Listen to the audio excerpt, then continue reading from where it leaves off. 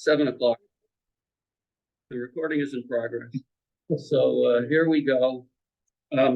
Thank you all for coming. This is a joint meeting of the Planning Board, the Energy Committee, and the LEAC, and other honoraries and people of high dudgeon who are here, and I thank them very much for coming. So why don't we just get started with Mark? He's got a whole thing to educate us with. Yeah, so thanks, Sean. And I'm sorry, from Mark Bollinger from Energy Committee. Thanks, John. Good evening, everybody. Thanks for coming out of this wintry evening. And I don't know if there's anybody.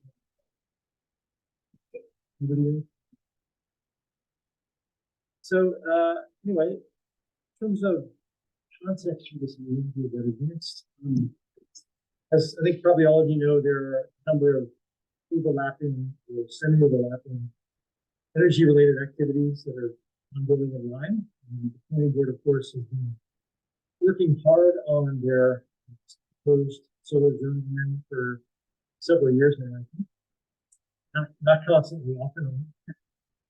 And at the same time, they've been fielding at least one commercial solar proposal, probably the first one. The Energy Committee over this period has been working on implementing the town's adopted goal of moving towards 100% renewable electricity by 2030. And more recently, the Aggregation Committee is looking into the merits of community power or municipal aggregation as a way to help Lyme meet its 2030 electricity goal.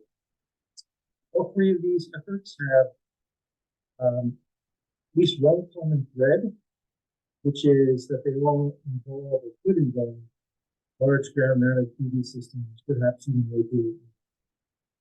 And what's become clear as a number of us have kind of grappled with some of the issues raised by these larger ground-mounted systems is that there's really no single person in town that has a kind of a complete picture of what's happening or what the issues are or how we may coordinate. And that's because there's really no single person that sits in all three of these committees. And I do want to recognize both Jim and Phoebe, who are each on two of the group. And so I guess the idea behind this meeting is really just to get together and try to share information in the hopes that we could bring each other up to speed on what all of us are doing and try to find some opportunities for collaboration. If we can succeed, but I think the town as a whole will make better solutions. Can you all hear me okay? Let's just take this off. Is that okay? Could you hold it? That's good.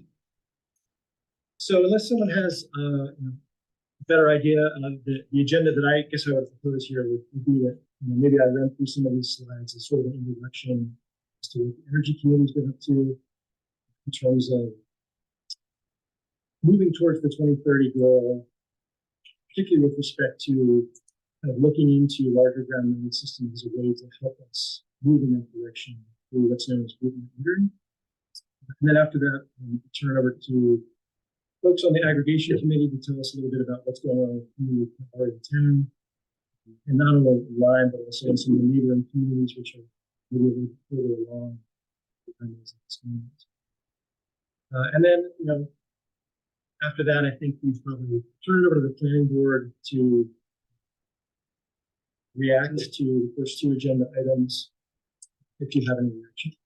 And then also maybe it would be useful to hear from you all whether there's anything in particular that you're struggling with and think any of us could potentially help you with. I'd just add to that some people came tonight who. Good. Yes, absolutely. And then if we're particularly ambitious, we might end up with some to-dos for each group to promote. I do want to emphasize, though, that the overarching goal here is really to share information. So I guess I would like to keep this informal and loose, which means that folks are encouraged to ask a lot of questions. and to feel free to interrupt me or any other presenters to move the questions. So let me just pause there before moving on with John. Do you want to say anything else, or Jim, as chair of the Energy Committee or the Aggregation Committee, do you I completely agree. Okay, good. All right, so I thought I would just start with just a little bit of high-level background on Lyme's renewable energy goals, which the town overwhelmingly approved at the meeting. The most near-term goal is to consume 100% clean renewable electricity by 2030, and that's really the focus of tonight's meeting.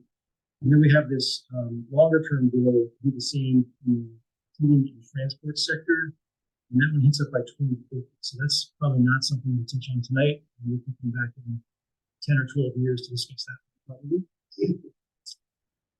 But when I think about the electricity goal for 2030, it seems like there are at least 5 ways that the team move in that direction. The first one, the fault service utilities that all of us or most of us deal with could shift their generation mix more towards renewable power over time.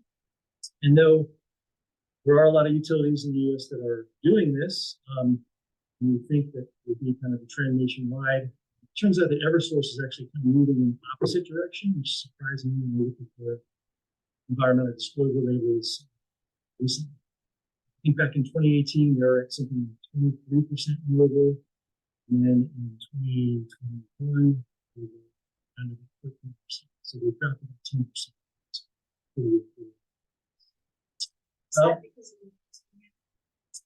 I don't know. I didn't have a chance to kind of tease apart the reasons for that. It is kind of steady down. The second option here would be for Lyme residents to kind of take control of their power supply and choose a competitive electricity provider who would offer maybe a high renewable or 100% renewable product. And this opportunity to do this has been around for 20 years or so in New Hampshire. And I've never had a good sense for how many folks actually do this, but if any of you have listserv, there's some chatter in recent weeks suggesting that there were some folks who actually shopped around suppliers, and some of them at least seem to be contracting for buying high renewable. Low percentage. Yeah. The third option here would be for Lyme residents to install their own rooftop environmental solar systems. And this has been happening in town. Lyme is actually one of the more advanced towns in New Hampshire in this regard. Last time I checked, the household penetration rate residential solar in town was somewhere between 12 and 14%, somewhere in the area, which is at least a year or two ago put us at the very kind of the top of New Hampshire. I think nationwide that's a pretty good penetration. So this is happening, but obviously it's a slow process, and we still have 85% or so of households in Lyme do not have. And so that brings us to these last two bullets here. Group net metering of large PV, that's primarily what tonight. And community power, which Jim or PV or somebody will talk about. These are kind of the two ways, catch-all ways that we can potentially push the town in this direction through tying into larger renewable energy projects, either locally or regionally. So I thought I'd start off with a little bit of a visual as to what a large ground-mounted PV system might look like, because I know this has come up at some of the planning board meetings that I've been at. There are questions about how far the rows spaced apart and how much acreage do the systems actually take once you spread them out. And so I looked around for some images and came up with this one, which is a recently installed PV system in Maine. This one is 3.9 megawatts AC capacity, so it's roughly 4 megawatts. It sits on about 20 acres in total. The entire array is about 20 acres. And so one way of thinking of this project is it's roughly four times the size of the Eversource was proposed here in Lyme. The system was built by Revision Energy, which has a bit of a local presence here in town. It's done a number of systems. Now, I'm sorry, did you say that the array is 20 acres? the array itself, Oh, 20. so including the space. So the boundaries of all those panels is about 20 acres. Yeah, Okay. The fence line. Okay. Now, if you look at satellite imagery of the same project, you can see that it's divided up into four quadrants of area, which means that each of these kind of squares or rectangles here works out to about 1 megawatt size, which happens to be the maximum non-municipal group net metering capacity in New Hampshire. So the maximum you can do is 1 megawatt. So that would correspond to roughly the size of this red square. And so if we go back to the nice picture, here I've kind of scribbled in this red boundary around a portion of the array that works out to about a megawatt, just to give you a better sense for what that would look like. So if you can kind of squint and visualize getting rid of the rest of the modules outside of the grid, this is what you're left with. And if you squint a little bit harder, when I looked at this picture, I was struck by how this could actually be the daily turkey farm here. With kind of route 10 right in front. These buildings could very easily be the daily turkey farm. You got the big field in front, which could certainly accommodate. Is that, would you guess, 5 acres? Probably because it's a quarter of the systems. And so you might ask, how many households could a system of this size, 1 megawatt system, support?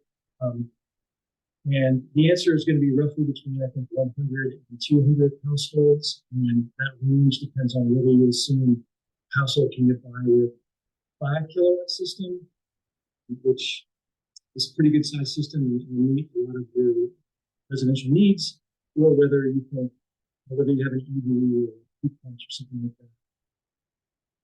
You might need 10 kilowatt systems. So it's 100 households if you assume 10 kilowatts, it's 200 households. And so I guess the question becomes, how can Lyme residents, or how could Lyme residents benefit, tie into a system like this? And so that would occur through one mechanism through which they would be what's known as group net metering. It's an official program in New Hampshire. There was legislation passed a number of years ago to require it.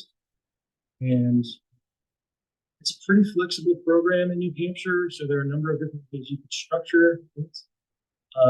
So I'm just going to provide 2 examples here. The first one is what I would call a simple neighborhood type example, where a number of neighbors get together and sort of share the cost of the system, and also. So the example that I've included on this slide is a group of 10 neighbors who are also known as group neighbors. Get together, pool their capital, they build a 100 kilowatt PV system and divide the output.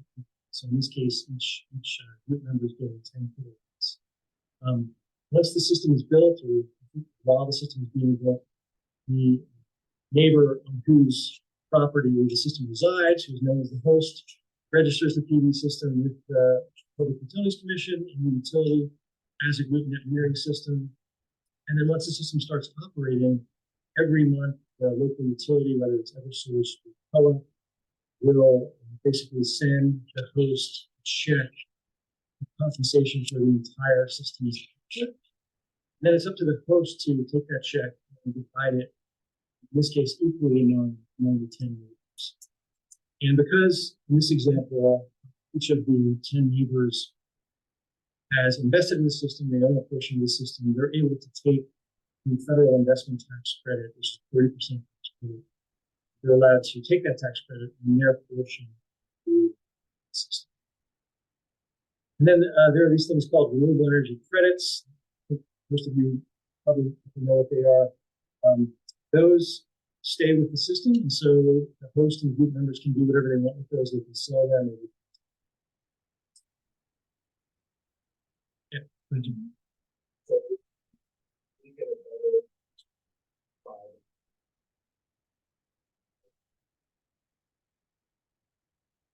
No, it's basically set up the same way. So in this case, if the system is less than 100 kilowatts, so in this example, assuming 100 kilowatts, your compensation is basically the default energy service rate plus the full transmission rate plus quarter of the distribution rate, which I think is the same for personal. You know how much you feel that?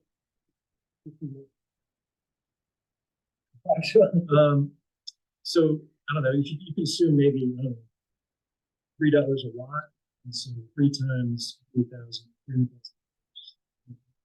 I think we would say that if you really have wind, you would have to change.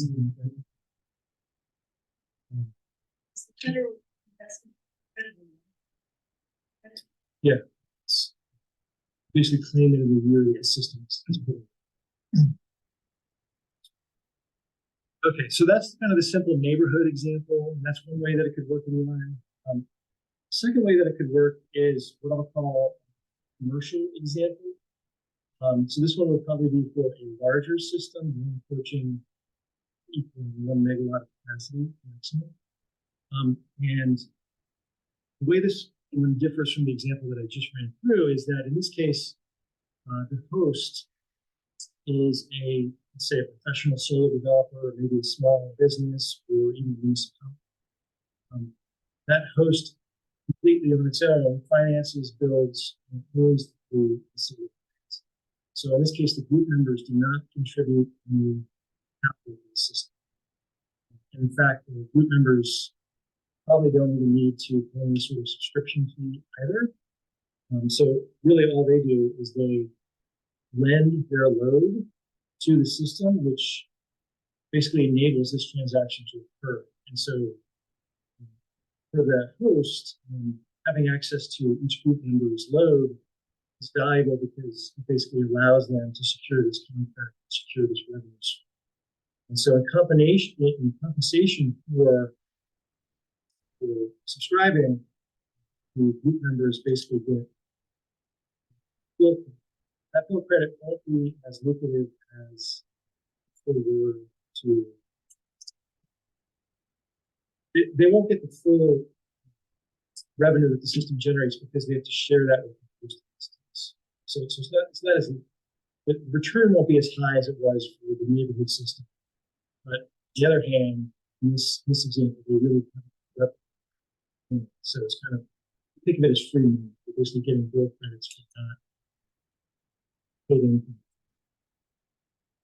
So there's a lot of fine print here. I'm not going to go into that. I'm happy to send out these slides if anyone wants to. Actually, if I can get you to email it to me, Yeah, I can sure get it to anyone who wants it. and I think this commercial model is probably what Eversource had in mind as in is typically how these larger projects. And in general, I know Eversource was looking to kind of minimize the number of group members. They wanted to go with large municipal loads, and that just kind of fixes the administrative. But it doesn't have to be a lot of residential systems. So just thought we'd take a quick look at what the revenue stream for these larger systems might look like. So if your system is over 100 kilowatts and you're compensated at the service energy rate. So I went back and pulled the data from Eversource going back through. So that's the red line that you see here. You can see that it's kind of oscillated around 10 cents per kilowatt hour for this 13-year period until the big price spike of summer of 2022. In addition, the blue line here shows the history of New Hampshire direct prices, which should range between maybe 5 cents per kilowatt hour. Combine the two, you get the dotted black line here, which ranges between 10 and 15 cents. And average is about 13 cents over this period. So this is kind of what the compensation would have looked like historically. It's hard to know what it's going to look like going forward, but you might assume something between 10 and 15 cents could be possible. And again, this is the revenue that the entire plant would earn. It would have to be divided up between the host and the group members. And you can do that several different ways. To pay the host first, and then any upside of whatever share the host takes to the group members, or you can kind of flip that on its head, pay the group members first, with host to the members. So, for example, the host may take first, say, 8 cents per kilowatt hour, and then anything above 8 cents would go to the group members. But one of the hallmarks of the New Hampshire program is that it's very flexible, and that means that you could really structure this sharing.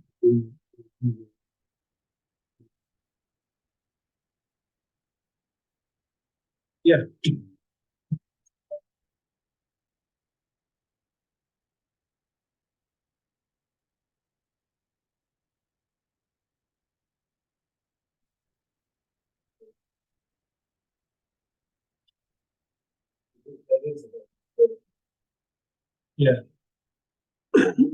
Yeah. Yes. Great. So initially net metering in New Hampshire was at the floor retail rate. So whatever rate you were paying, that's what those were. Then I think around 2016, 2017, they switched to this formula where they eliminated some of the revenue that you would get and dropped the distribution rate down to just a quarter of the distribution rate. So yeah, you're right. I mean, historically, the actual revenue you would earn might have been a little bit different in this case, but I'm not sure anything. But yeah, this chart's really just intended to. Yeah. Yep, that's exactly right. And in fact, New Hampshire net metering program is in review, so there is some political risk for the rates could change. And just with New Hampshire, definition. Oh yeah, so that's for the renewable energy.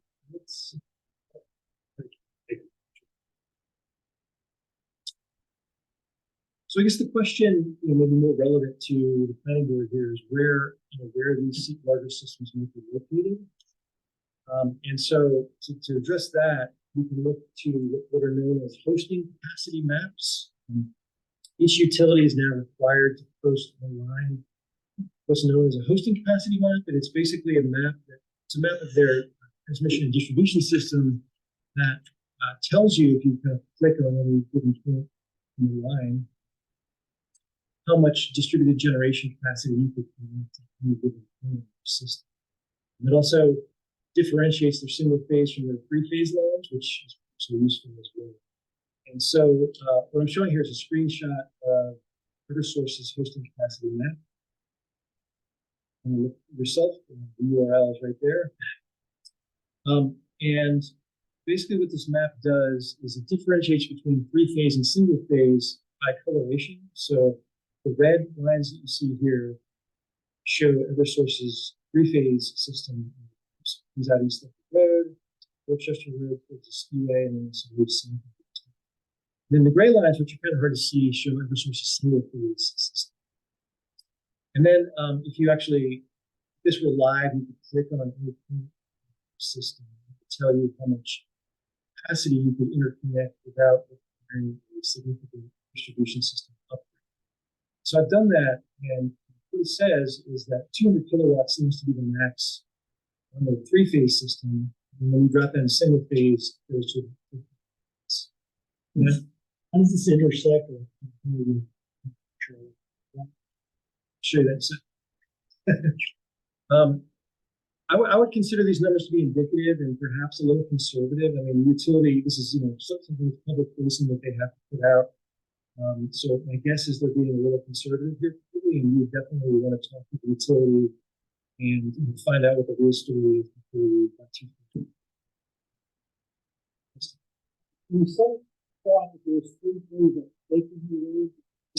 That's the co-op. That's the co-op system. This is just Eversource. So their hosting capacity is indicating that they could only accept 2 kilowatts, so that's not even happening. And like I said, You're that's saying that that's likely. it's indicative. It may be conservative. That's my guess. I don't know that, but right. And so I guess what you're implying is why this pure short coding megawatt is. And the answer is, you can always pay to create the distribution system. We want to avoid that if you can because it's costly. It can be done. It's most of the benefits do that. So here's the co-op hosting capacity map. It's a little bit clunkier in other sources, but it basically contains the same information. And what you find there is that the maximum hosting capacity is 112 kilowatts, which follows the three-phase system. And then once you drop down to single phase, it goes to 57. Does that mean that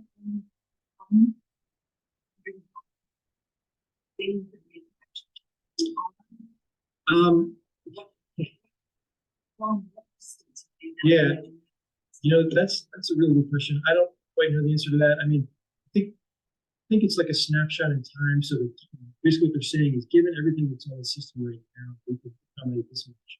But what you're saying is, once someone puts a 100 kilowatt system on there, at that point, the co-op would have to kind of reevaluate and see what. Yeah, that's which yeah, so the co-op map is a little bit different. Well, the coloration doesn't really indicate three phase versus single in this case. But let me just go to the next slide because I did go through the co-op's hosting capacity map and figure out where their three phase is. And so in this map, what I've done is I've kind of just scribbled in the three phase, all the three phase in line according to this hosting capacity maps. The red is Eversources, and then the gold lines. So the co-op three phase starts at might end actually where Pinnacle intersects Highbridge, continues along Highbridge to Acorn Hill Road, down to Dorchester Road, Skiway. Then it also goes up Baker Hill Road, down to Goose Pond Road, where it heads towards Goose Pond. So as far as I can tell, this is the three phase that's in. And moving along here, we can kind of combine that last map that I showed with the map served town that I pulled from the state's GIS clearinghouse, which is called Granite. For whatever reason. So they've got a layer that shows all public and conserved land. You can see there's a lot of it here in Lyme. Note that I've not tried to verify the accuracy of this. And the reason to believe it's not accurate. It's not. It's not. How bad is it? It's shifted. So basically, Oh, I see. if you overlay it with like the tax map, you're looking at some of the aerial photography, you'll find that it's been shifted. It doesn't match up. Is it a big shift or just? It depends on where you are. It's not a single shift. Okay. The rough area is right. It's just that trying to line it up with the real world doesn't work well. Okay, that might have some very conserved land, conservation easements. Then I think also what that means is also. You can see the Limetown forest is shown. Yeah. So that's in federal land, yes. Give the trail. Okay, so all right. Well, if this isn't completely accurate, that might color what I'm about to show you a little bit here. But so what I did is I just took kind of the first cut pass, sort of overlaying three-phase map with the public served land map, just to get a sense for where in time you might be able to accommodate some of these larger ground mounted systems. And in doing this, I kind of stuck with three simple criteria, focused on land that's already cleared, So I was looking for fields, not forests, where there was not a conservation easement. Had to be three-phase. It just so happened that all of the sites that I identified are in the rural district, which is consistent with the proposed zoning amendment. A few of them are along Acorn Hill Road, which I believe is a designated scenic road. And I think the latest version of the zoning had a restriction. Designated. Yeah. Only that you couldn't upgrade the electric. Yeah, it's what was there, What was there would suffice. Oh, the way it was written. yeah. Good. Okay. So when I ran through this, I just want to state for the record, I did not make any attempt to kind of identify the parcel owners or their predilection with solar. So if I happen to identify a parcel that may be owned, please don't be alarmed or get excited or defensive or anything. This is really just kind of a first cut, high level prospect exercise. I also didn't take into account any potential zoning restrictions such as lot coverage limitations, the presence of agricultural soils, or anything. So this is very high level. So that I thought we'd just jump right in here. So this is kind of the Eversource system heading into east up the road into Lyme Village, out Dorchester Road, and also Route 10 south a little bit. So the red line is Eversource's three-phase system. Green blobs there show the conserved land, and then I've dropped a number of gold sins in various fields or land that seem like they could actually made solar. This is one thing, Vicky, you gave us a thing to watch from Vision sometime back, and it's talked by, I'm sorry, I forget the name, but I called her up and spoke to her, and we think that's about this, what is the story of the facility? And she said it really depends. You can't make a blanket assumption. Yeah. Some oversight entities will allow things. So it depends on who Involved. Well, and also there's a variety of different types of patients there. Some of them are bearing the ability to build services. Yeah. Right, which just means that I guess number of sites I've identified here would be conservative. So what you're saying is you potentially work through the. So in some cases, I did go to the tax map to try to pull out the acreage of parcel. So for example, here, these fields are not 52 acres, but they sit on fields. That may have some bearing of the 25% ag soil limitation. So you can see there's a number of sites here. The gravel pit's 10 acres, the daily turkey 26 acres. Presumably the system. We head further south. 10. We got the Nichols Christmas tree farm here, which is obviously a working farm, but will it always be? So there's and then here's the 93 acre parcel that is under consideration as well.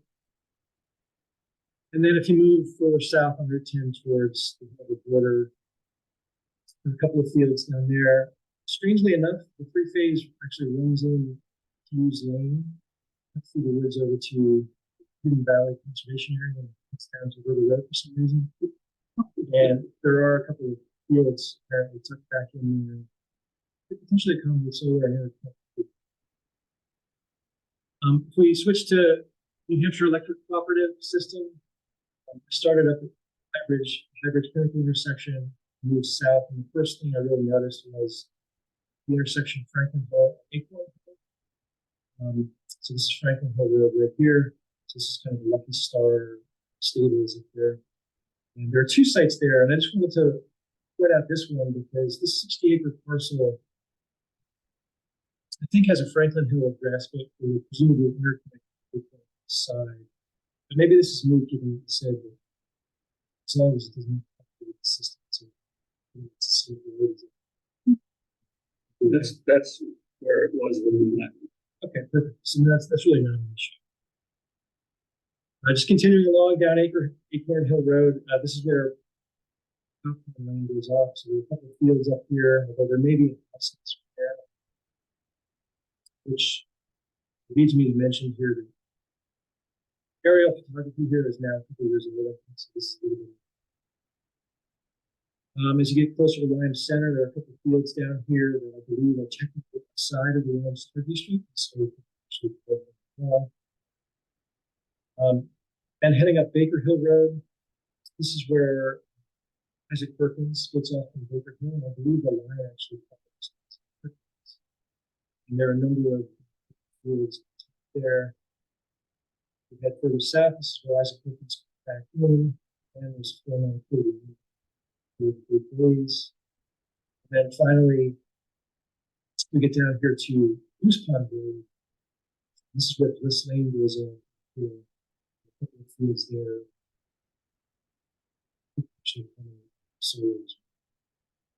So that's just, like I said, a really rough first cut at identifying sites that could be suitable for larger ground mounting systems. There do appear to be quite a lot. But obviously, not everyone's going to include these in their land. Could be agricultural soil restrictions. There could be any number of reasons with this situation. As I mentioned, I did consider only cleared land, forested land.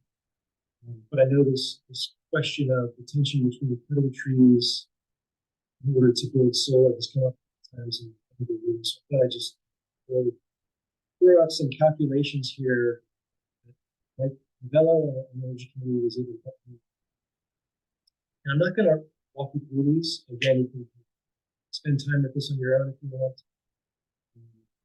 But basically, if you run through these numbers, which are based on a few assumptions that come from pretty reputable sources such as ISO. Yay. What you find here is down in number 6. An acre of solar PV provides about 47 times carbon dioxide per acre. And that number would shrink if you were to burn the trees that you just cleared with PV. But even so, I saw one calculation suggesting even if you released all the carbon stored in the forest, it would only take the PV system maybe a year or two. This number also does not include the energy or greenhouse gases that would manufacturing the system. But that has also been studied for a bit. Life cycle analyses. PV systems typically show that the energy payback period is maybe 1 to 3 years. So again, it's pretty low, given that these systems are expected to last maybe 35 years. So, but it doesn't include sourcing and transportation or getting rid of it at the end. Well, the energy payback period would include these life cycle analyses are pretty include all of them. Really? And then, Mike and I kind of did our own calculations here, but down at the bottom, I included some links that I found in other studies, which all seem to find the same exact answer, but similar answers, skewing the comparison improvements. So, just the basic message I want to take away here is none of us want to clear cut trees to put solar, but you shouldn't be afraid of moving a few trees. Getting the carbon seems to be.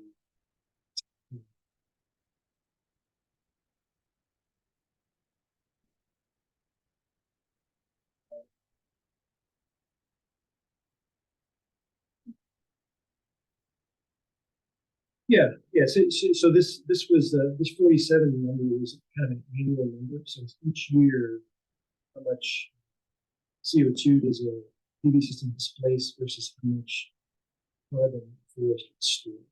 Now these numbers are going to change over time, depending on how large the trees are, what type of trees they are. So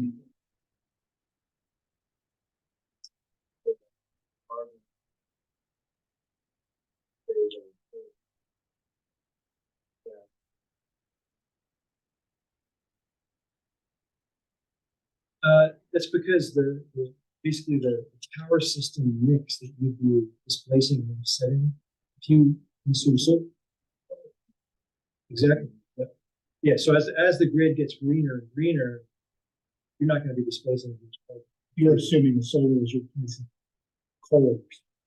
Yeah, so I wasn't going to get into these numbers, I will, but yeah. So the assumption that changes is this first one here.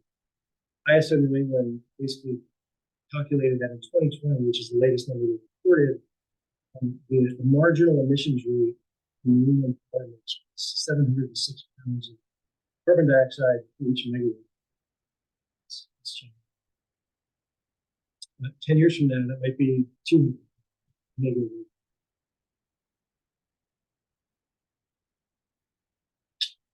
So the other thing I didn't take into account when doing this high-level site prospecting was the possibility that there might be ag soils here, obviously in Lyme. We'll appreciate the farms and the open farming. We codified that appreciation in terms of placing development restrictions and these ag soils.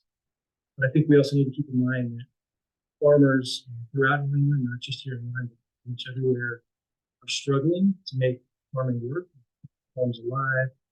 And this is one area where solar potential. So I guess I just wanted to throw out the consideration possibility. If it becomes a constraint, maybe relaxing restrictions, ag soils when it comes to solar, particularly solar. And I've listed 5 reasons here why we may consider that. First one being, these systems are permanent. They'll last 25 to 30 years.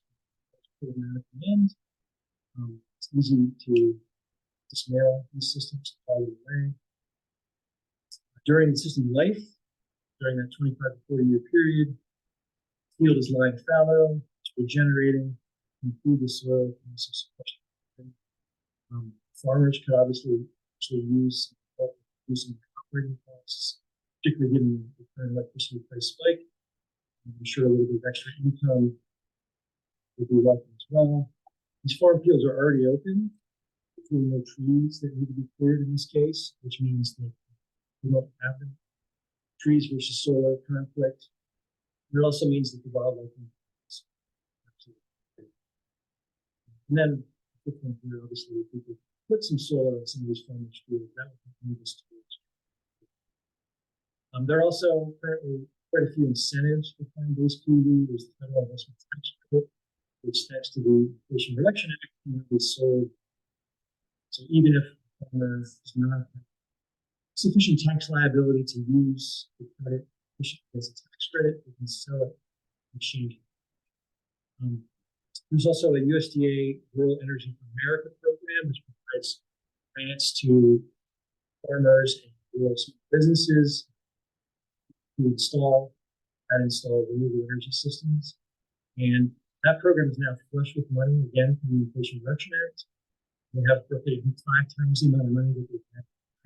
And so they're looking to get money out the door, and they've doubled the maximum size.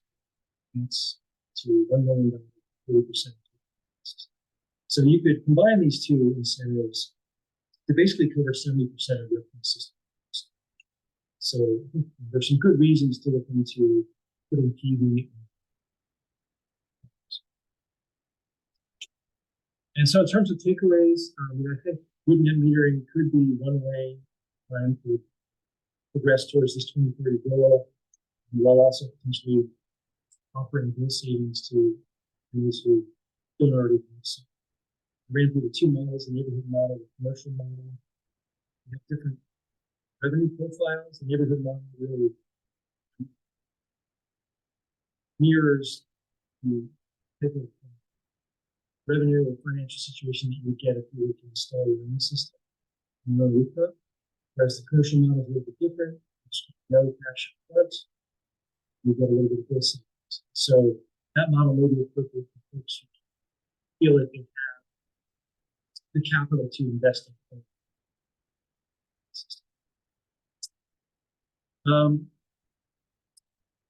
The site ID mapping exercise could certainly be refined.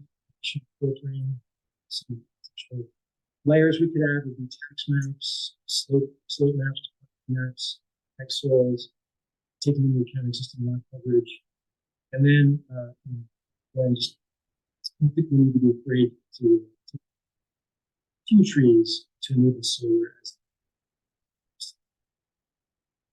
And this is my last slide.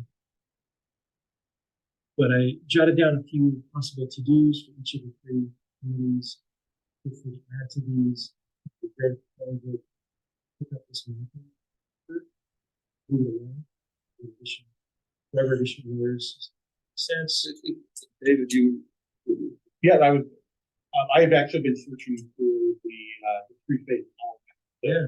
Now that I know where to get that, that's, I have, maps.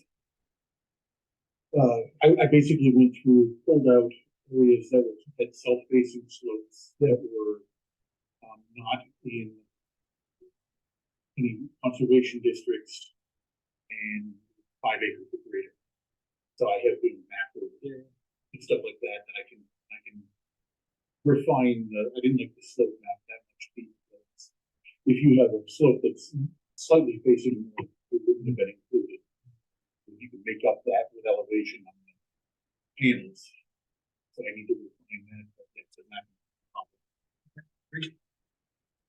I mentioned the possibility of relaxing ag soil restrictions if they become binding for certain systems, particularly those that include working farms.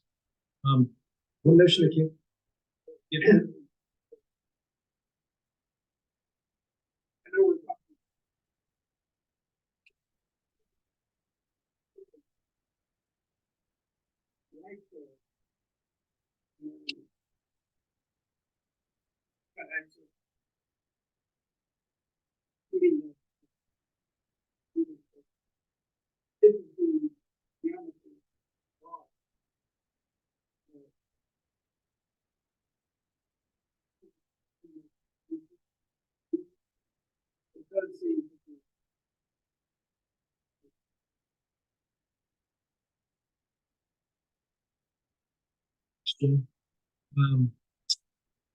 One of the meetings, I think the idea of looking into creating maybe solar districts or solar zone.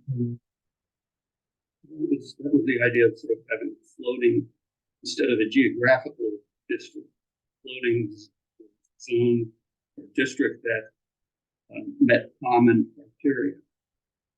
That's Yeah, I didn't. I guess the concept came up in a meeting. I was like, oh, that's interesting. I wasn't quite sure that would involve. Okay. Anyway, maybe that's something that would come out of the mapping. Just throw it up there. And then, I think it'd be great if the planning board could continue to share information about any of these proposed larger projects. I've tried to come to some planning board meetings and feel like I've learned about what's happening by doing that. But at the same time, I'm not seeing the same materials that you guys all get in the meeting, and so it's a little hard to keep up. David,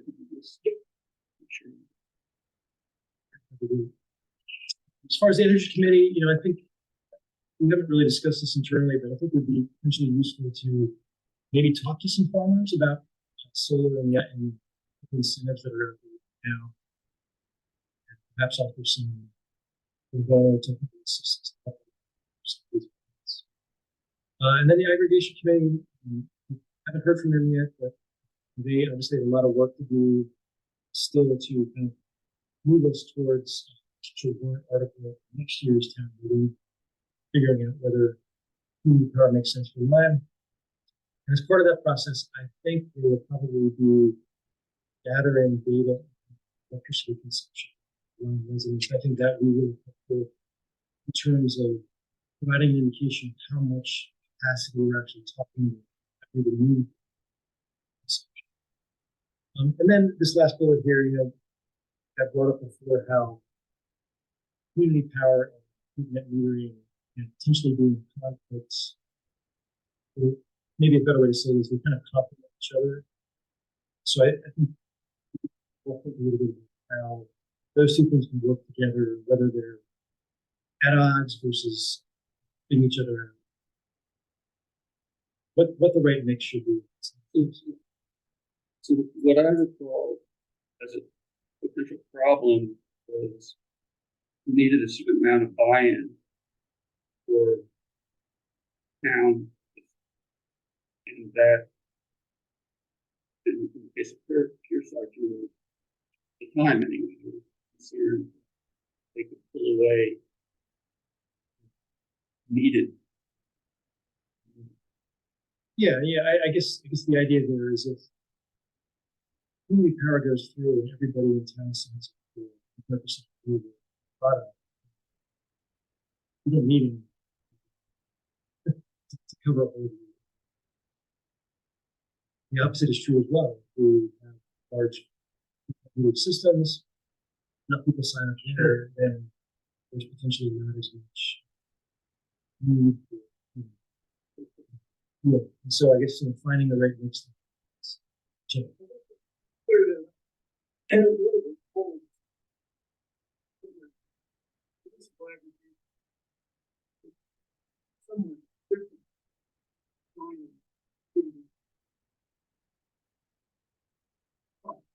One of the goals is to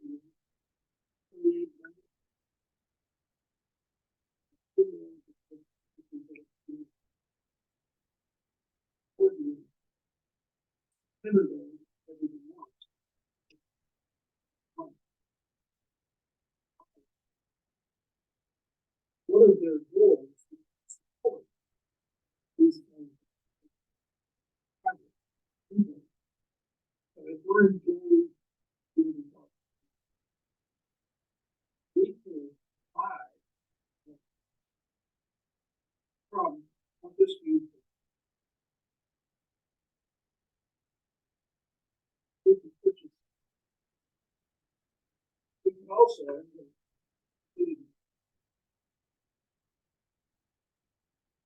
stay with them. So I don't think they're certainly not a With Pierce, if I remember, Pure Sage didn't seem very interested. but that would be virtual prior. Yeah. Yeah. Community power by itself.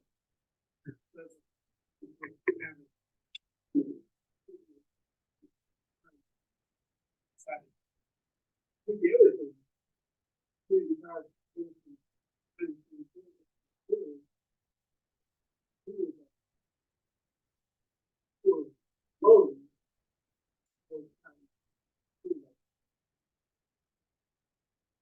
So that would be helpful. so that would be helpful.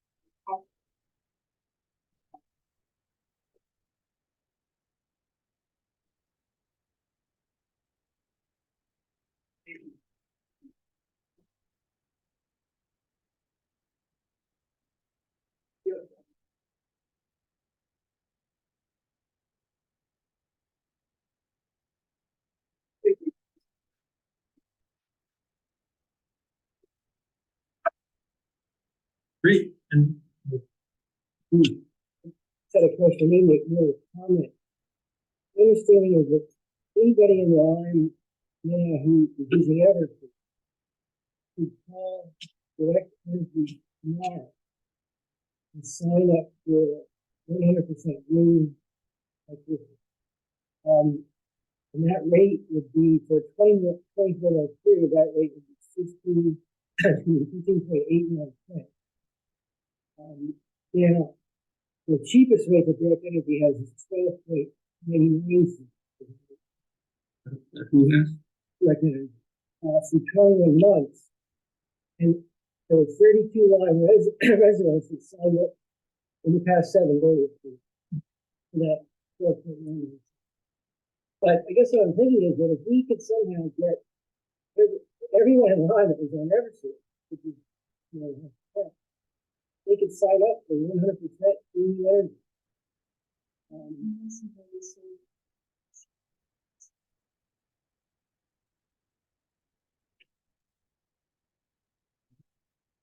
That's the rub, is that I need I have a solar installation.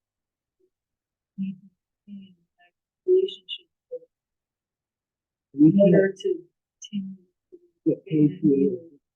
But if you go, find out, Right, I know, you know, it's kind of, so that, right. Well, and the difference between electricity from non-100% green is about 3 cents.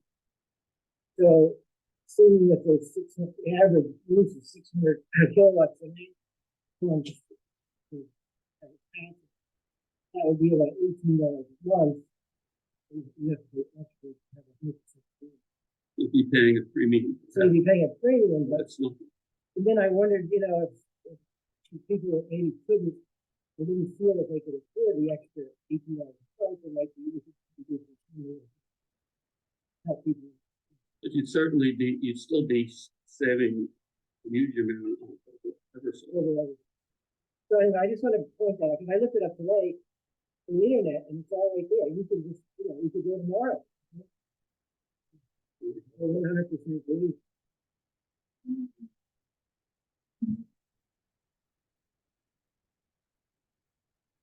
Yeah, I agree.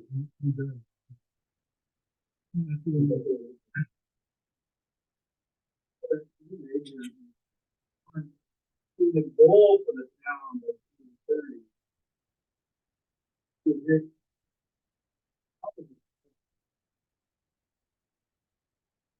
Can we explore it?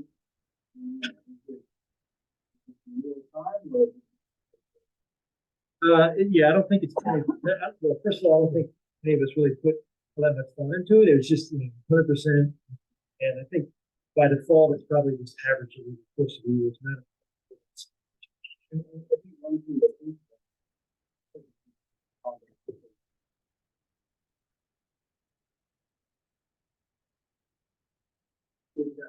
What are we going to do? It's the goal of people.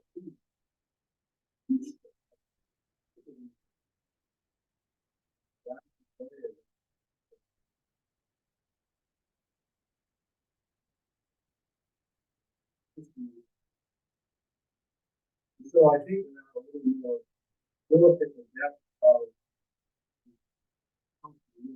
now. We'll be forward to that.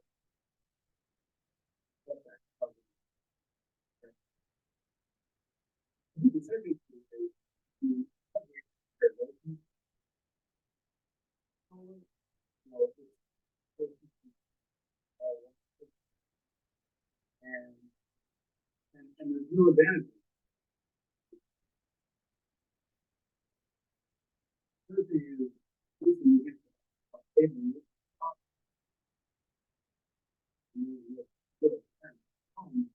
Where I knew that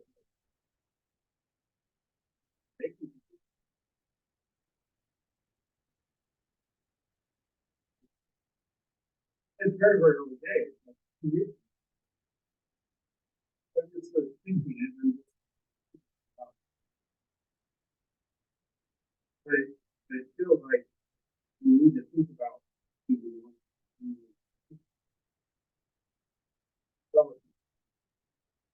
then the last thing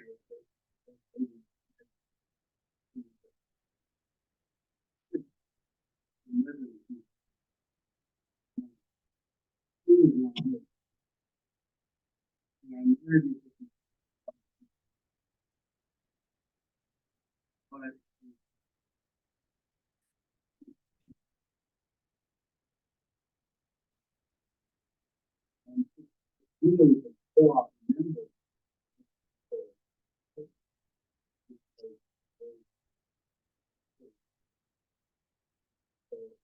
How many people got that? There's a tendency to want to go.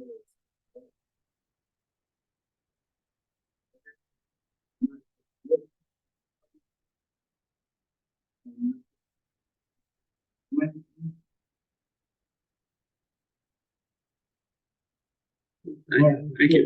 Before we leave it, you and committee, one of the things you first said is, I think the maximum system size is that we can build in the 1 megawatt. That's just for private, non-municipal. For municipal, you can go up to 5 million. Then if it's commercial, you can go up to 5 million.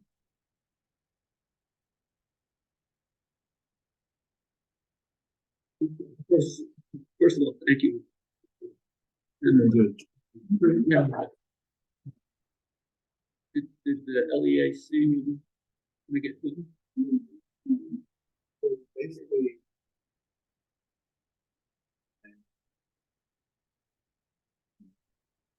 there's the three of us.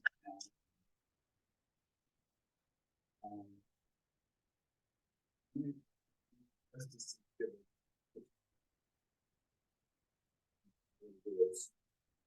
So it's about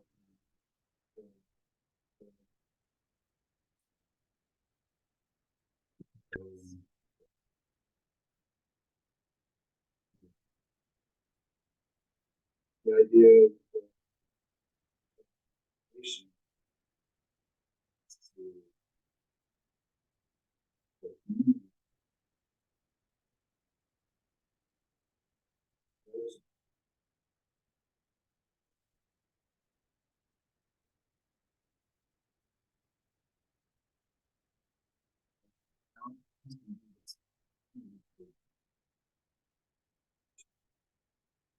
And for the police commission.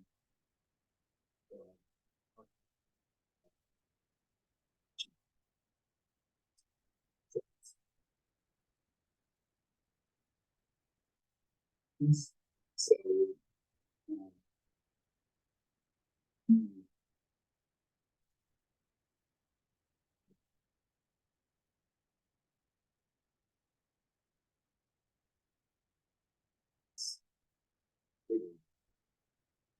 so what we're was to if we do that.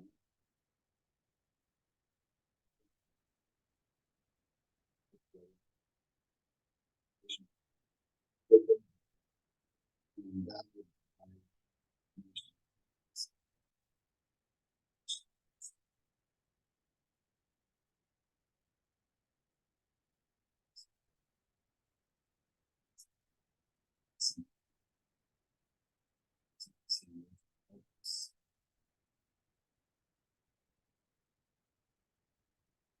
they can help us get the data.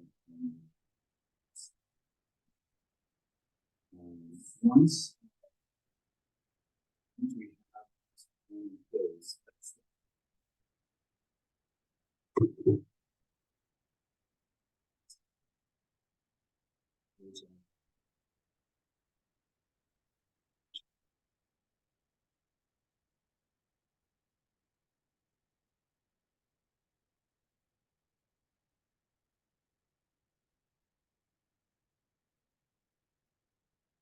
would that be a specific plan or a general? So, it's, I be pretty specific. But I can't speak much to everyone else. You can hear Jim, because it's, very technical.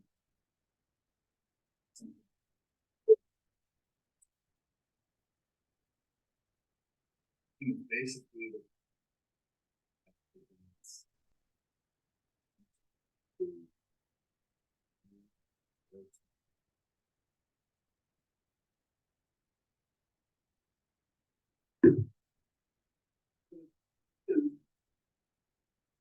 Basically, there's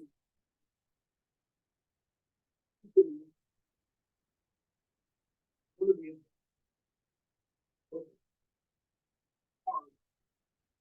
is that they hired to work in the energy.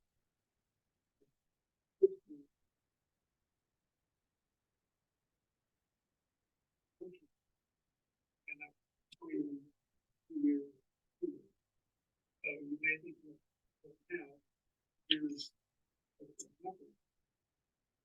They will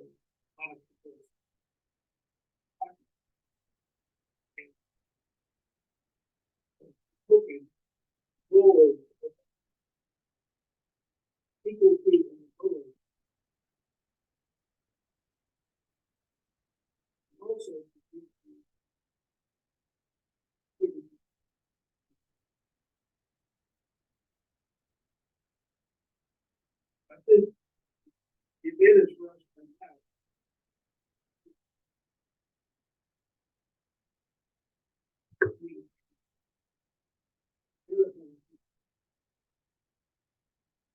This is the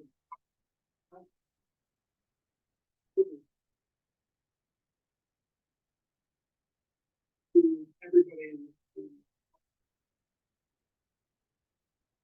to get a letter saying, hey, you, yeah, stay with us.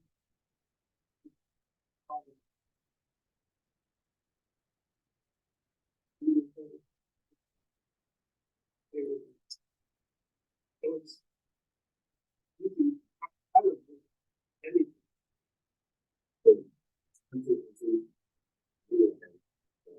I was in terms of just health.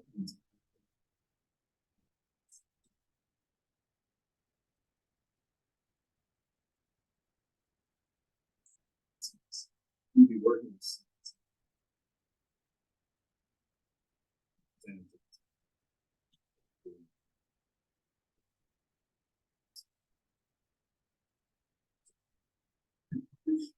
I think the CNH provides administrative and legal framework. We begin with tackling things with really good. As well as part of it. Also mechanisms for getting the town actually moves the success our guidelines. What number do you actually plug into the plan? So, yeah, I think, to follow up on the question, I think you were asking, John, at the next meeting, I presume you're gonna meet, you're gonna come forward with some recommendation. That will be, should the town go out into contract with CPC&H under these terms?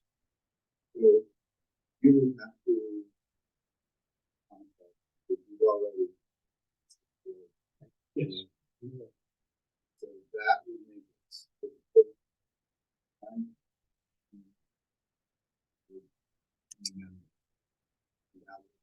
Hours. Access to the Sure. using the resources necessary. Mm-hmm. Have that plan, size, and mass that you want to do. So you come up with the plan, and then next March, a year from now, the town decides, is this the plan we want to raise? Yeah. Okay. And generally speaking, age.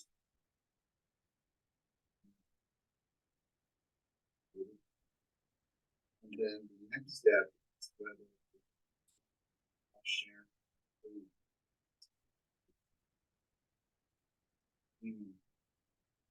Great. So we could be a member of the community, but we don't have to. It's decided. And now with the member of the is that first. Apparently, they're offering several.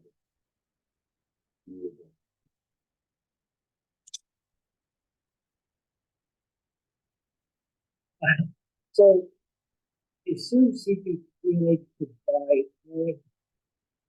renewable, they wanted to, wouldn't they do that? Would they just automatically buy all of it?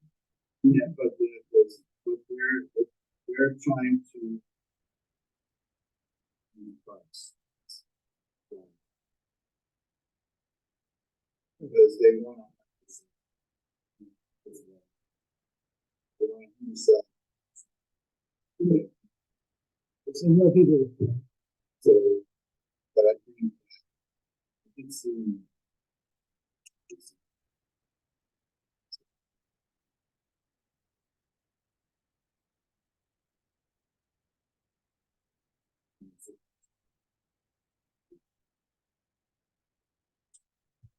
surprisingly.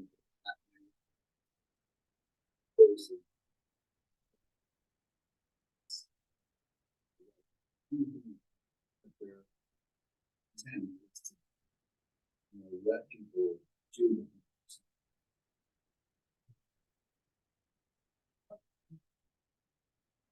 Feels to me like Bollinger on our program.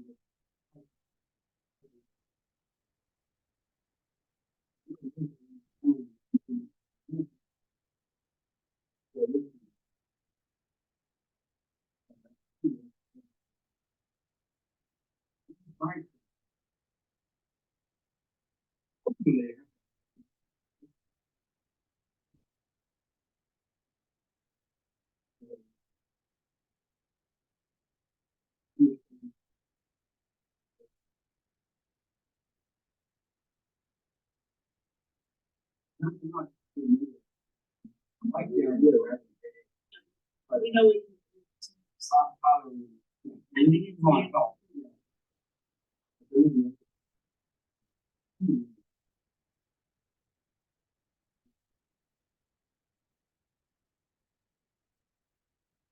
the plan, which is presented to the town votes. Elements of that plan, making a choice of that, presumably price and where the.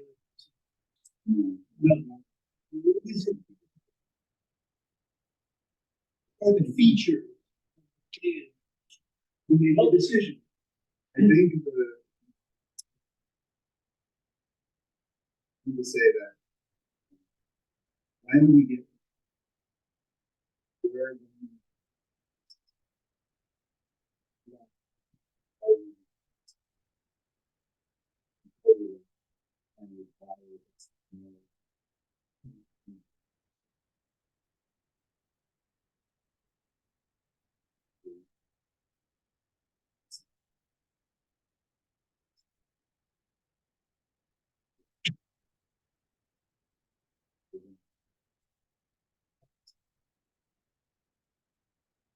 we can't do this.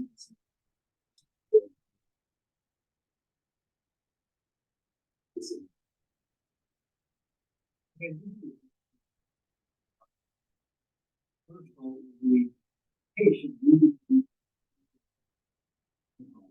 That's the name. And that would be step one.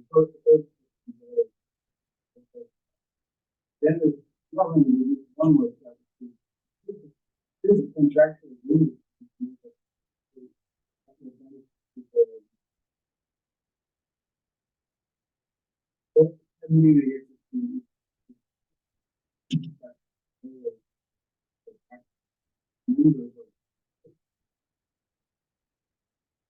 Say, this is now The town goal is not to get cheap service. It is to get to. So that's a different. yes, that's right. It could be the same, but it would be nice to have them tied together. And This would gives you greater.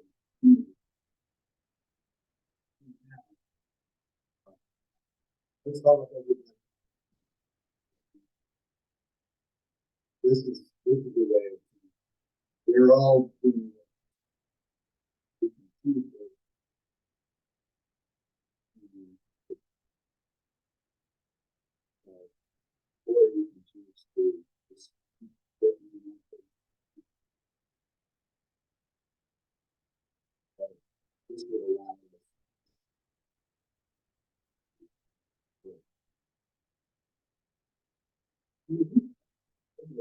One of them. All that. You can do your own. So, I'm glad to do that. And this is, Your series. we expect to move on. Ounces, actually, trying to do.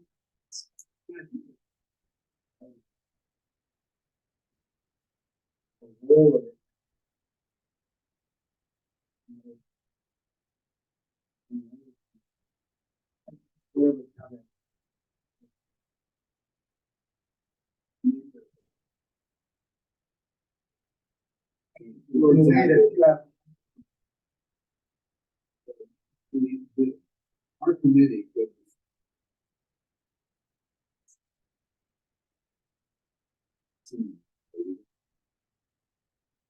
You could say, hey, we're wanting this.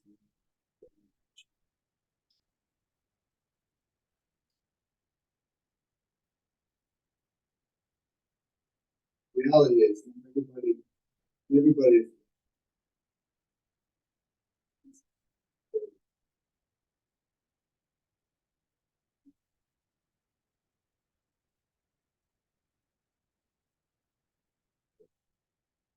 I see.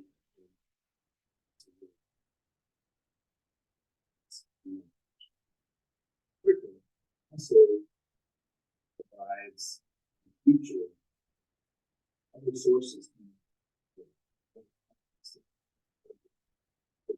Yeah. Really, power I can get. I gotta get this. I say,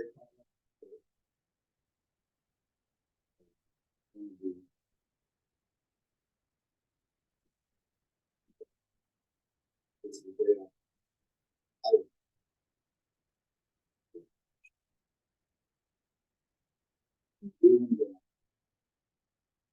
One is.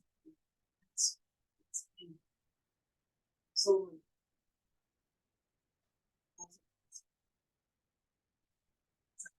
This aggregation.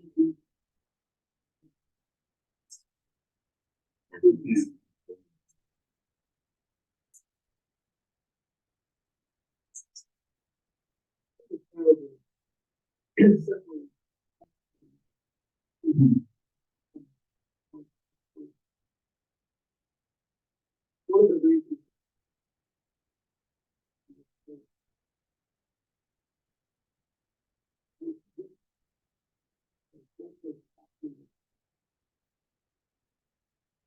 If we decide that doing 52, that's happening.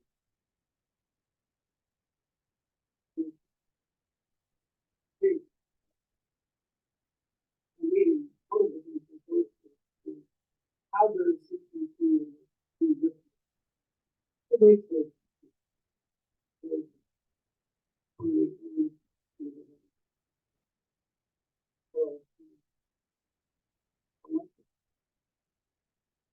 We have one of the goals is to do that.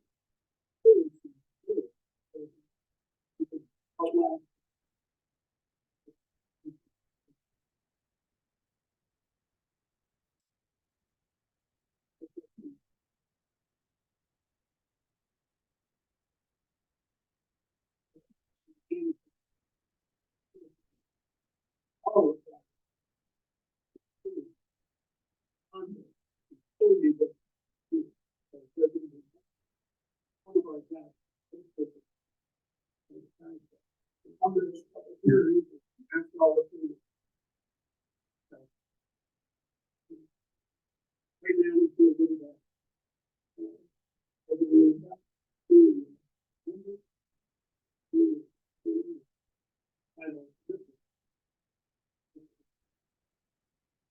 The other thing that did, that was a question. So, I know what you do. Are there any? I was just looking to see if I.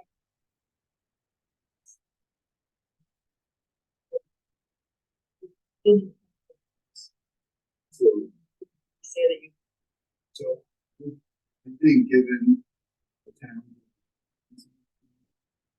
You would think.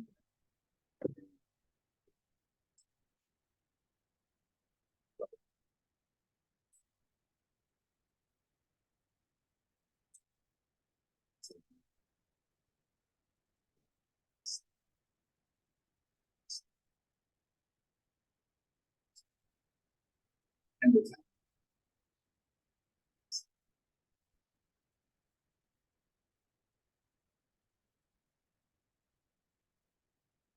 it's kind of for people that.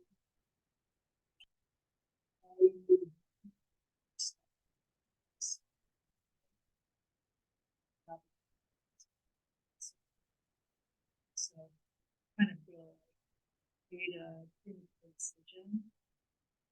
Having sold. Having the solar panels and not expecting, I also changed.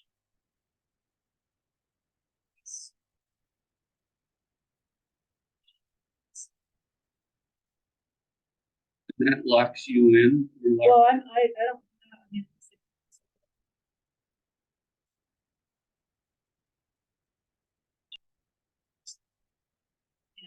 And I could just say, and figure out a way maybe to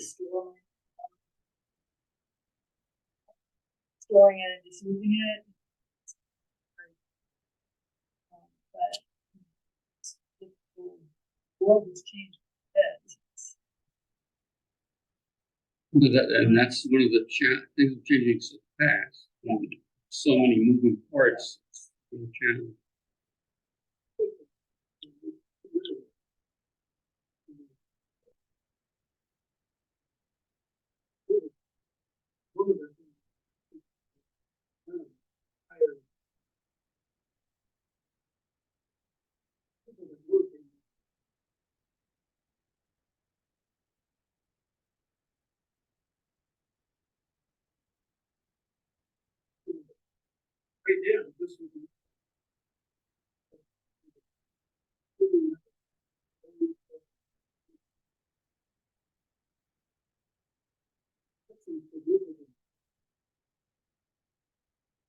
And in terms of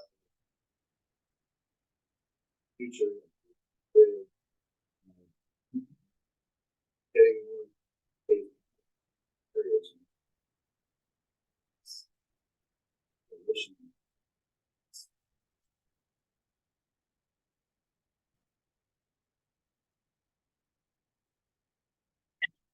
Getting.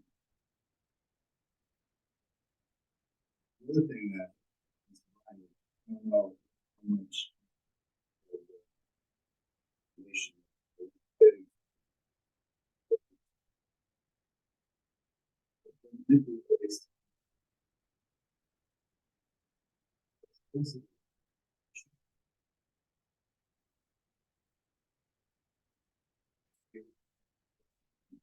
Getting.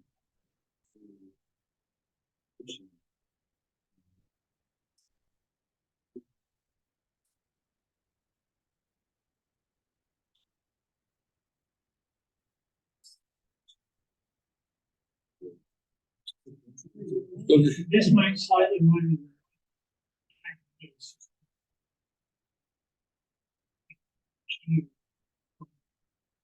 Efficiency. Impact. A whole lot of people are using just switching anything to a great effect. Heating system at the end.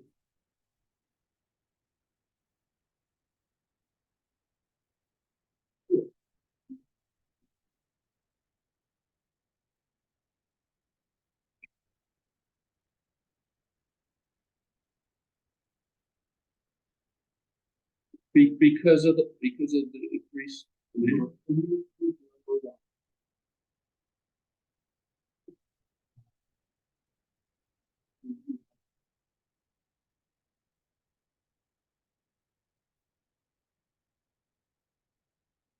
So we're gonna come up to that.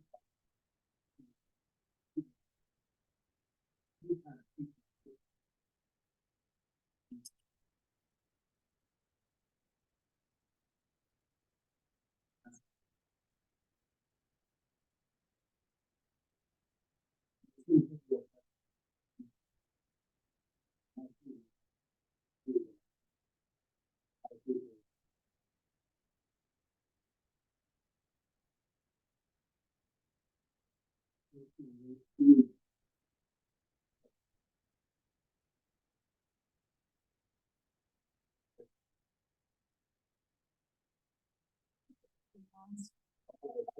like all of a sudden.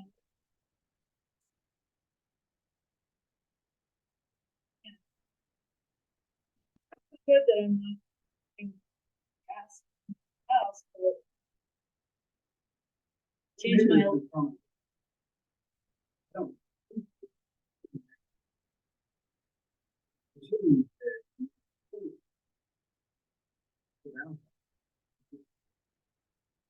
Many more.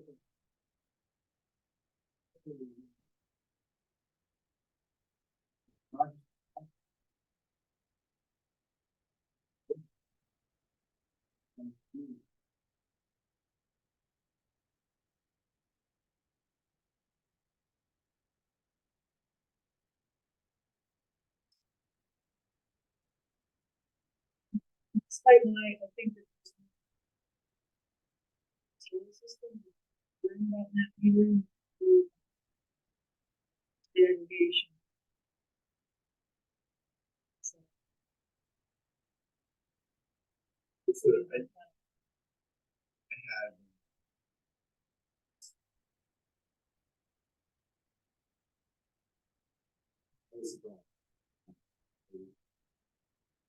I was expecting. But. COP at 9.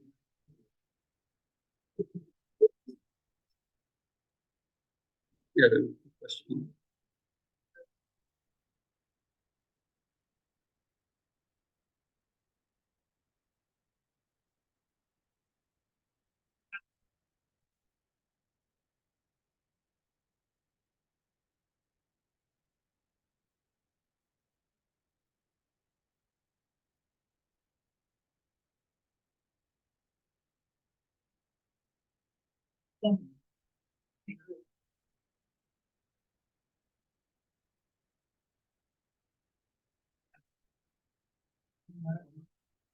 Yeah, absolutely. I think my sense is.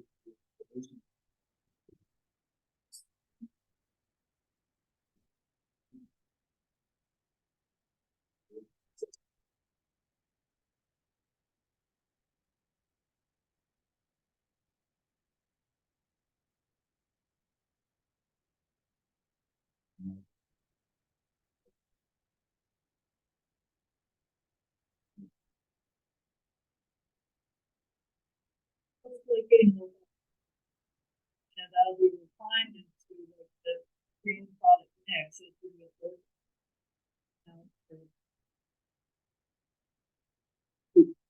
Do we have any sense as to how competitive the half of megawatt and the 5 megawatt facilities are to the power that the ocean can have access to? I'm thinking about wind power.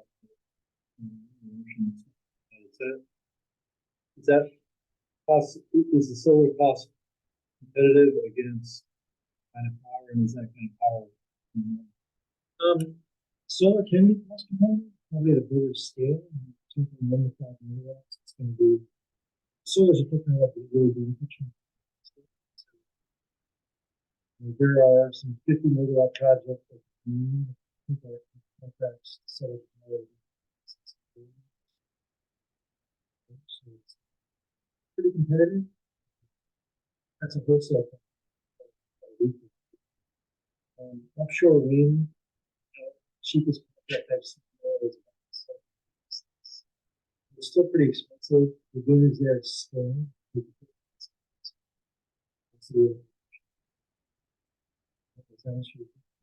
I'm just trying to get a sense as to if we have the aggregation group and we end up going out looking for power, and then we're also maybe developing some larger scale PV, here, and all of a sudden people go, oh, geez, I should have waited for the aggregation because that's gonna be cheaper. Maybe vice versa. Yeah, I mean, there definitely needs to be a little bit of coordination. The commercial model that I ran through, if you maybe we follow that, it's a little complex, but that was basically just a discounting of the credit. That could really work. Aggregation. I don't know, but that's kind of another open question. We do a group metering system, whereby group members save 3 cents a kilowatt hour bill if they're part of this aggregation. Yeah. There is,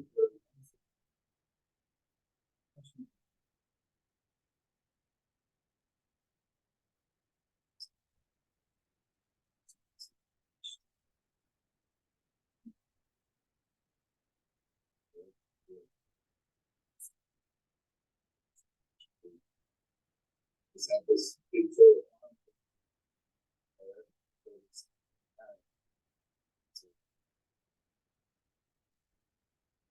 When you guys talk about cost sharing, what cost involved?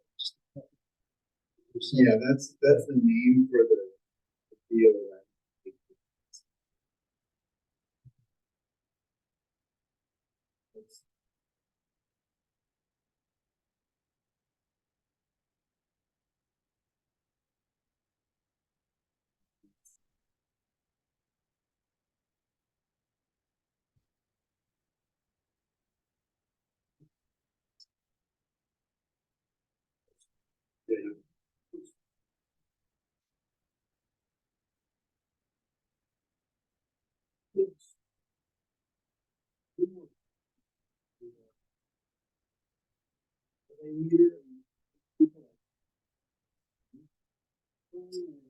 I think it's, it hasn't been.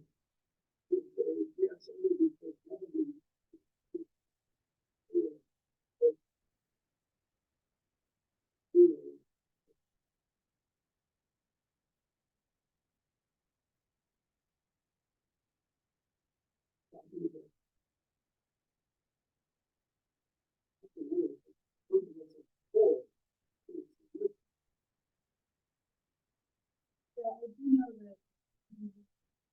When you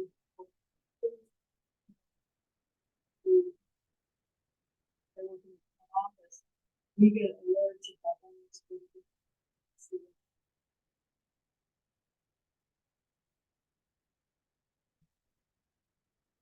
So, we work with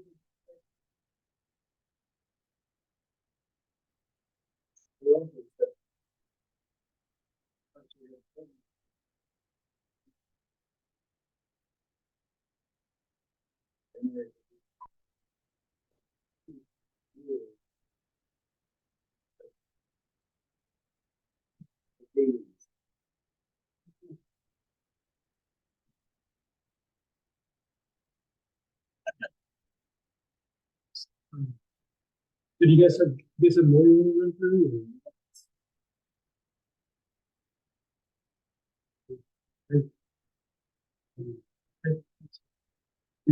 Is it more one? One more time? Well, no, I mean, we got our work cut out. I mean, one of the things we deal with is fitting this into a regulatory. So, for instance, you were talking about forested land versus cleared land. I don't know that there's a mechanism for us to say, well, you can only build this cleared land, because we can't tell people they can't clear their land. But that's one of the things we're faced with. So, you know, first of all, this is incredible. Thank you, and Stephen, everybody else who commented. It's incredibly helpful for us. And we're going to have to hammer this stuff out, how to fit what's clearly beneficial into a system that's not set up for that, really, and that has there's a lot of reasons why there's planning, so we've got to make it fit into purposes. But this gives us a lot more information to work with. Incredibly. And we're, I think I can speak for everyone, incredibly grateful for the input. One of the things we struggled with the most is size limitation, keeping in. And one of the things I got from your materials, it looks like without upgrades to the three systems, Eversource or EIGN operate, looks like there's about 200 kW practical max about what we could put in. So, in terms of thinking about the upper end of it, we were going to do something different than we ran last time. Is that a sort of practical real limit, or should we be thinking bigger than that? But, again, you could always put a third distribution system. Under the Inflation Reduction Act, you can apply the investment tax credit to any sort of upgrade costs, which you could have previously said that 30%. Is that an individual could do that, or would it have to be more likely? Yeah, I think it's under the commercial credit. So, sure.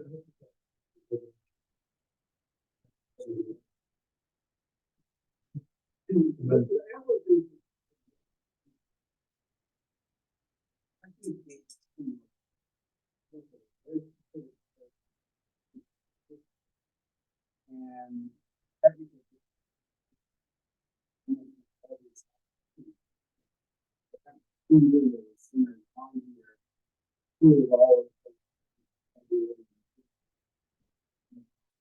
it might mean that it continues.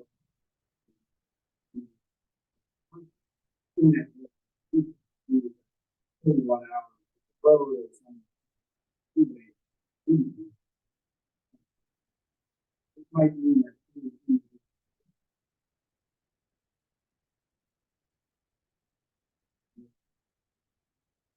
more of them.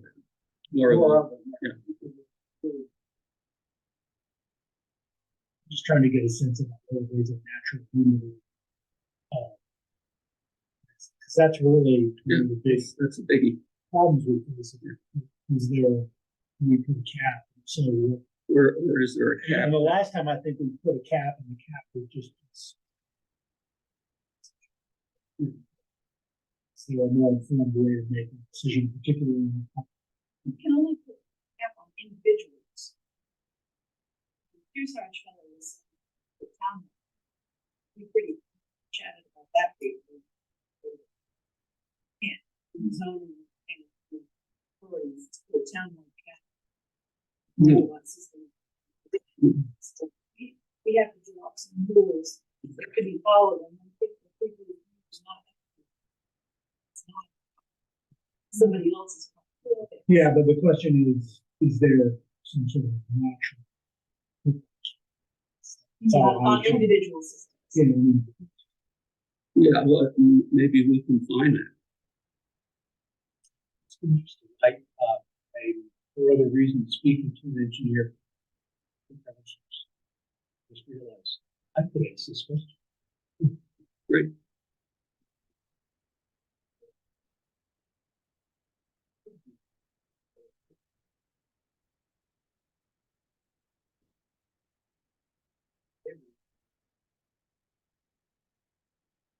So do you think they'd be willing to speak to us? That might be a real interesting thing would- to do, would is you- to send an invitation. would to you Eversource. look into that?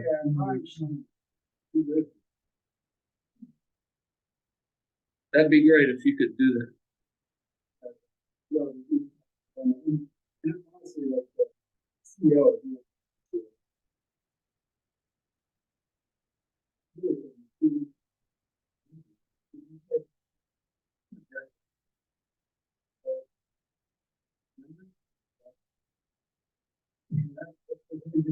Because it sure is.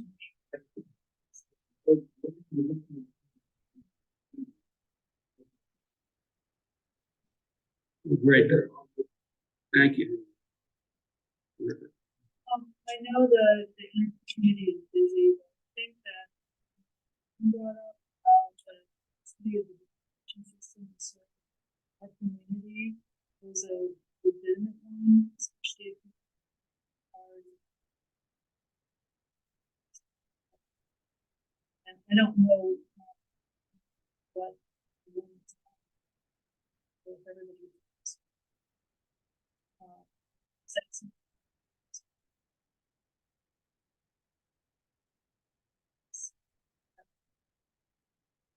I'm just not quite sure what we would do with it. Well, no, it'd be. Yeah. Station. It'd be good information. You know, we. Be a lot of people doing this. See the.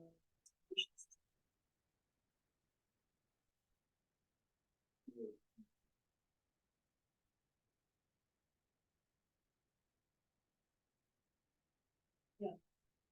But it just.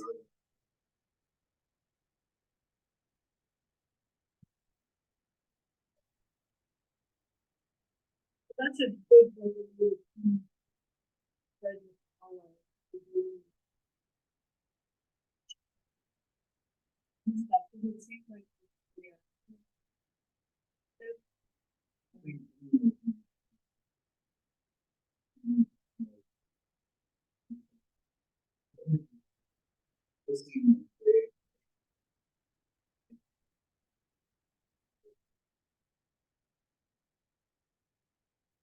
Using this.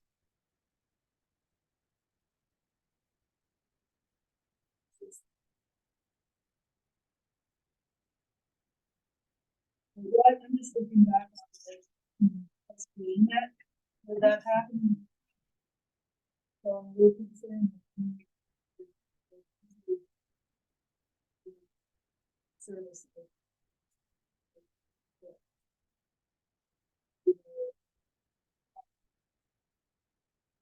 So, it's the same.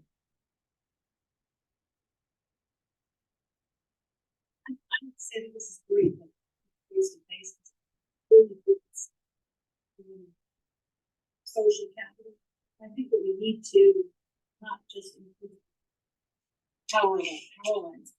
We need to, the information flow between all of us needs to increase. We have to figure out a way to do it without violating any sunshine law, but I think that cross fertilization between the groups and the call on the expert foods, the planning board is getting questions about sizing, so get the right people in the room. Well, I'd like to sharing the information. suggest that we, this not be a one-off thing, because as each of these entities moves forward, it's going to be dynamic, and we're going to be dealing with probably different things than we thought we would. So I'm thinking we should, to your point, we should periodically, regularly meet. I think Mark has suffered so long sitting. I want to acknowledge He should not be isolated with us. Yeah, no, he's put in so much Yeah, time, and I really just been appreciate all of fantastic. his There's room for other alternatives. patience. I know, but he's busy, so I really. Yeah, this would be so far, much further off. and your presentations and letters are so well organized. And so we're going to give you a special award tonight. I didn't want, we have a Planning board suffering.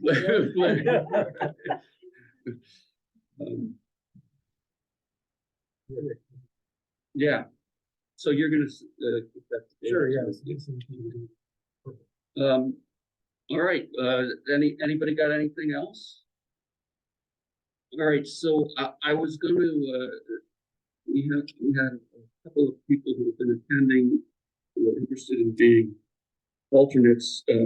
It's getting a little late tonight, so I'd like to ask your patience, and we can address that next time, if that's okay with you. I'm going to have an alternate for the zoning board. Things go up to, helping up to a full member. Okay, It's off.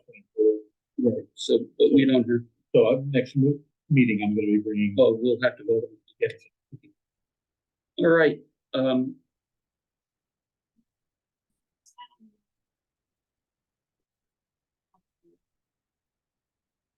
well, I don't know that it matters. Yeah, A 3-year term. for all. Okay. I didn't- yeah, that's it, sometime. Whenever. I try to keep it track. Yeah. I try to keep track of that. Yeah. All right. Anything else? Again, really thank you very much. There, things are just in the planning board. Yeah. I have new, land use books right here. Okay. for tape. And also, if you're requesting information from the select board office, it goes through me, and that's it. I'm gonna, you're allowed, but, sending, an email to another member of the office saying it's for the planning board, it's gonna end up back through me, and I'm gonna say, no, don't fill that information, because it will be a board decision to get information. So everybody got that? If information is wanted by the board who is asking, it goes through me. Duly I want to be noted, very clear of that. duly noted. Well, should we just recycle? Yeah, we just toss the, By the way, it's Mr. Mustard in the living room with the